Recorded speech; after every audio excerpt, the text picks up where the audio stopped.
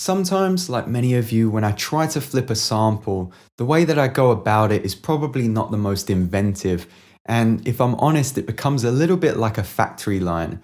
I'm using the same method each time around, and it's probably quite easy to guess what my next move is going to be. So I've been taking some inspiration from the absolute GOAT of flipping samples, Dilla. And in this episode, I'm going to try and list some techniques that I think you and I should utilize in our sample processing workflows. It's going to help us create more unique compositions, smarter production decisions, and I think most importantly, it's going to drastically reduce the chances of another producer replicating some of the choices that you've made on the same sample.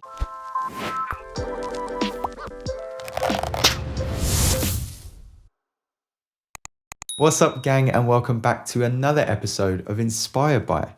My name's Will, and I make an assortment of music under the moniker Hush Child. So this episode was intended as a companion piece to another video that I did on Dilla and that signature drunken swung groove. So if you haven't checked it out, then give it a little bookmark, and after this episode is done, jolly over that way as well. I've been digging in the crates, we've got a lot to get through.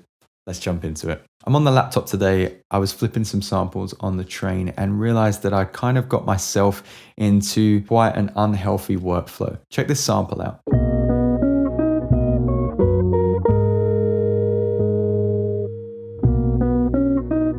Now this sample isn't the most interesting, but there's still a few things that you could do with it. But be honest with me if this is you. You drop it onto a new MIDI track and maybe pitch it down a couple of semitones. And then you proceed to perform it out on the pads or the QWERTY keyboard like I am today into your desired BPM. So we might loop it once like this, and again.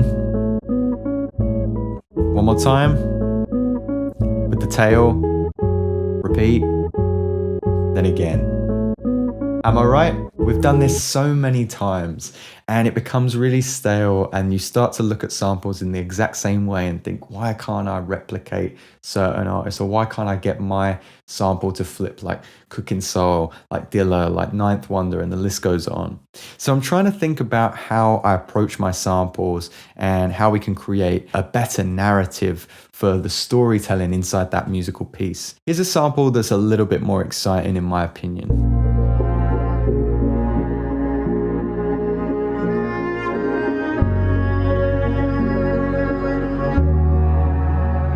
Quite a lot of information in this sample that has the potential to be flipped in different ways. So if I was to approach this sample in a similar fashion to the last one, it would probably sound a little like this.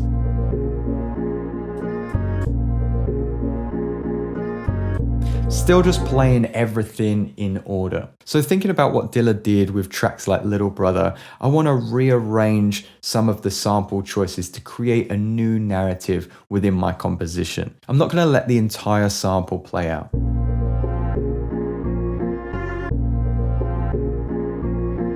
If you notice, I play one pad much longer than the other pads or the other keys on the QWERTY keyboard. We've got one long note that plays out until the fourth hit of the piano.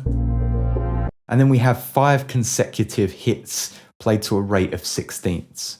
1, 1, 2, 3, 4, 5, 1. 1, 2, 3, 4, 5, 1. 1, 2, 3, 4, 5. Then we switch it up. And then again.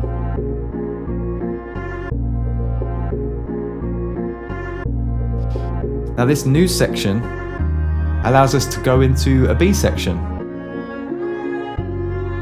So I'm using the space from the samples I didn't choose before to find some new sounds. End it the same way, and that allows me to go back into that A section once again, because we've used some material that was familiar to material that we'd used earlier.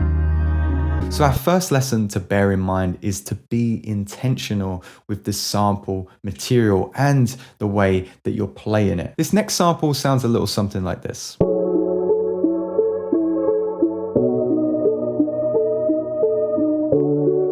It's very easy to see what samples you'll probably pick. You'll probably pick the main downbeats, right?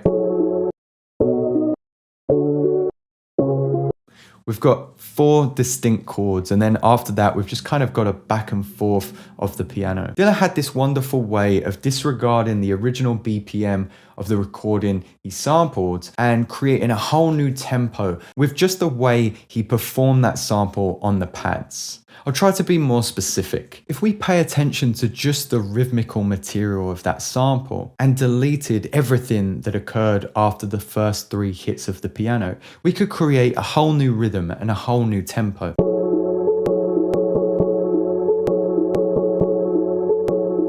It's reminiscent of the sampling style of Sango and almost has like a mumbaton groove to it. So with that in mind, we can do the same thing with the rest of the sample and the other chords.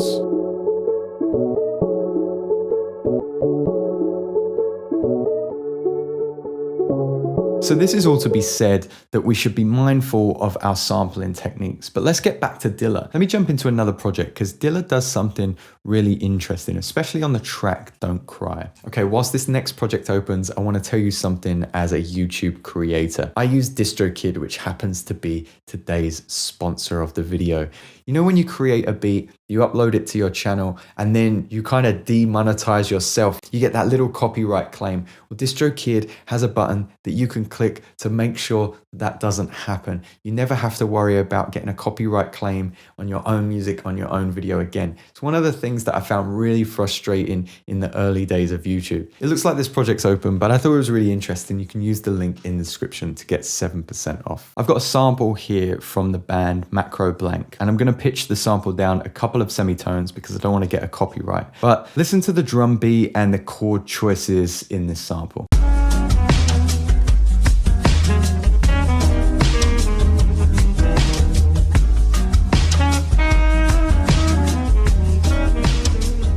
There's so much choice here. On Dilla's flip of I Can't Stand to See You Cry by the Escorts, he does something truly fantastic. And instead of just choosing chords in the order that they appear, he chooses individual kick and snare patterns and then allows that to dictate where the track goes. And I wanted to do something similar with this Macro Blank sample. So I'm going to put it back into its original key and show you where I went with this. I'm using the first part of the sample as just an introduction. And then we're going to let one sample dictate the new BPM. And then we're going to slowly set a new pace with our new sample choices.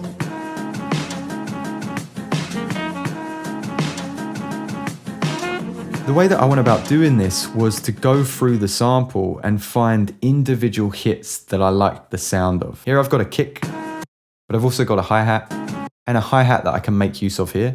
And there's an assortment of snares as well.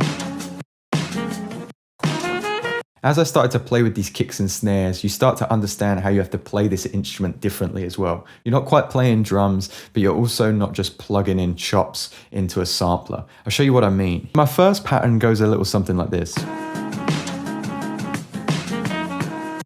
Just kind of like a boots and cats kind of thing. Kick, hi-hat, hi-hat, kick, snare, hi-hat. And then after that, I play halftime.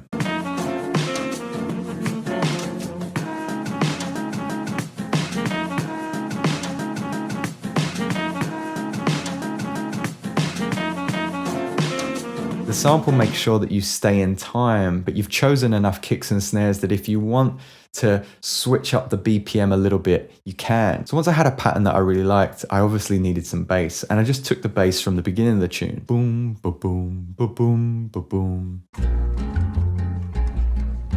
So all I need to do is low pass that instrument and throw it onto the track below and be kind of selective with where I chop those samples up. You might not be able to hear it, might need headphones. I use the EQ8, but then a saturator to pull out some extra harmonics, make it easier to hear on small speakers. But I'm also utilizing the envelope follower from my kick, which we'll get to in a second, to just make sure that my bass isn't clashing with that kick frequency. If you want to know more about the envelope follower, I have a quick 1-minute short on how to use it. And then, like I said, I'm choosing a new kick sample from the count here to play on top of the kicks from that original sample that I chose to make sure that it comes through and it really does sound like boom bap.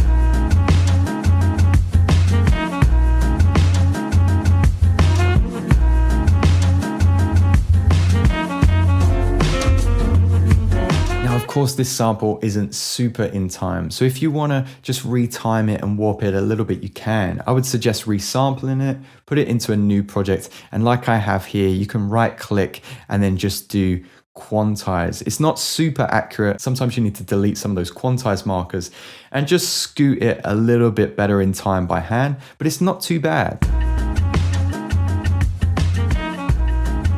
So if you've got this far in the video and maybe you've taken some notes, you might be thinking, cool, so now I'm just replicating Dilla's style, but it doesn't sound very unique to me. Well, don't forget that you can always take these methods and apply them to your signature style. Of course, I've been making a lot of lo-fi content lately. So if I wanted to create more of a lo-fi feel to this sampling technique, well, all I would do is take that resampled material in which I add bigger drums and a bass line and put it on a new track. With this track, I've harshly EQ'd it, and I've added a little RC20. You can of course use Retrofy or any other plugins as well. A little bit of shaper box, so we have that pumping, ducking effect, and some Valhalla reverb as well. So it sounds very quiet in the mix like this.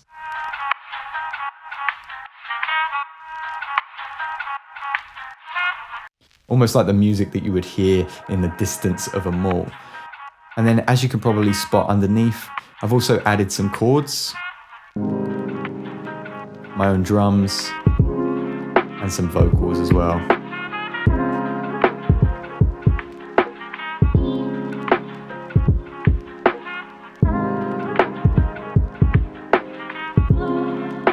I think stuff like this is really cool, and I hope it's got you thinking about sampling techniques a little bit differently.